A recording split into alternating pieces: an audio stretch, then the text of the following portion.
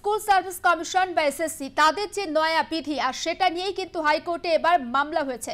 মামলা দায়েরের অনুমতি দিয়েছেন বিচারপতি পার্থসারথী চট্টোপাধ্যায়। 5ই জুন রয়েছে মামলার শুনানি। আরও একবার জানিয়ে রাখতে চাই, স্কুল সার্ভিস কমিশনের 2025 সালের যে নতুন বিধি, সেই নতুন বিধিকে চ্যালেঞ্জ করে মামলা হয়েছে কলকাতা হাইকোর্টে। মামলা দায়েরের অনুমতি দিয়েছেন বিচারপতি পার্থসারথী চট্টোপাধ্যায়। আগামী 5ই জুন মামলার শুনানি। স্কুল সার্ভিস কমিশন নতুন যে বিধি নিয়ে এসেছে তাতে আগের বিধির তুলনায় কিছুটা হলেও পরিবর্তন করা হয়েছে, আর সেই নতুন বিধিকে চ্যালেঞ্জ করেই এবার মামলা হয়েছে কলকাতা হাইকোর্টে।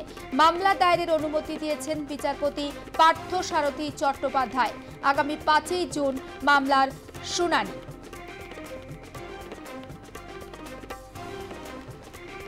স্কুল সার্ভিস কমিশনে 2025 সালের নতুন বিধিকে চ্যালেঞ্জ করে মামলা। ষষ্ঠী চট্টোপাধ্যায় রয়েছেন আমাদের সঙ্গে টেলিফোন লাইনে।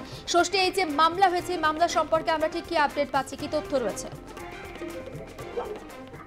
কলকাতা হাইকোর্ট এবং সুপ্রিম কোর্টের নির্দেশের রাজ্য সরকার এবং পাশাপাশি রাজ্য স্কুল সার্ভিস কমিশন, একদিকে রাজ্য সরকার গেজেট নোটিফিকেশন প্রকাশ করে এবং স্কুল সার্ভিস কমিশন তারাও বিজ্ঞপ্তি প্রকাশ করে, এবং সেই যে বিজ্ঞপ্তি নিয়ে মূলত তৈরি হয়েছে ঘটনা, এবং যেখান থেকে মনে হচ্ছে একাধিক প্রশ্ন উঠে আসছে। 2016 সালের এসএসসির যে প্যানেল, সেই প্যানেল যেহেতু সুপ্রিম কোর্ট এবং কলকাতা হাইকোর্ট উভয় তারা বাতিল করেছিল, এবং সেখানে বলা হয়েছিল যে 2016 সালে যারা মূলত পরীক্ষা দিয়েছিল, সেই পরীক্ষায় যারা অংশগ্রহণ করেছিল তারা কিন্তু এই পরীক্ষায় বসতে পারবে। শুধুমাত্র বসতে পারবে না যারা ইতিমধ্যেই চিহ্নিত হয়েছে, অর্থাৎ যারা ওয়েমার ট্যাম্পার করেছে, যারা মূলত সাদা খাতা জমা দিয়েছে এবং যারা এইভাবে দুর্নীতি করে চাকরি পেয়েছে, তারাই মূলত পরীক্ষায় বসতে পারবে না।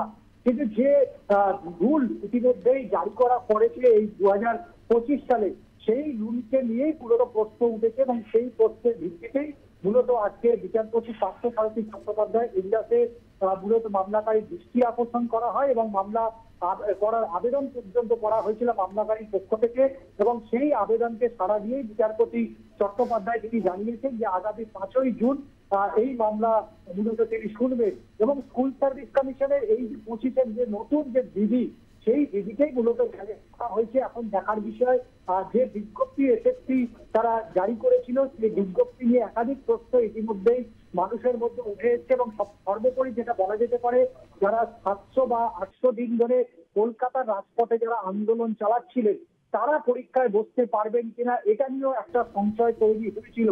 যদিও যে বয়স সীমা যে ছাড় দেওয়া হয়েছে, সেই বয়স সীমার মধ্যেই তারা যদিও পড়ে, তাহলে সেক্ষেত্রে তারাও পরীক্ষায় বসতে পারবে। এবং মূলত যে বিধি 2016 এবং 2025 দুটোকে ভুলিয়ে দেওয়ার চেষ্টা করছে, এমনটাই কিন্তু অভিযোগ করা হয়েছে মামলাকারীর পক্ষ থেকে। নজর থাকবে ষষ্ঠী, আপাতত তোমাকে ধন্যবাদ। এবং স্কুল সার্ভিস কমিশনের 2025 সালের যে নতুন বিধি, সেই বিধিকে চ্যালেঞ্জ করে এবার মামলা হয়েছে কলকাতা হাইকোর্টে। মামলা দায়েরের অনুমতি দিয়েছেন বিচারপতি পার্থসারথী চট্টোপাধ্যায়। আগামী 5ই জুন মামলার শুনানি রয়েছে।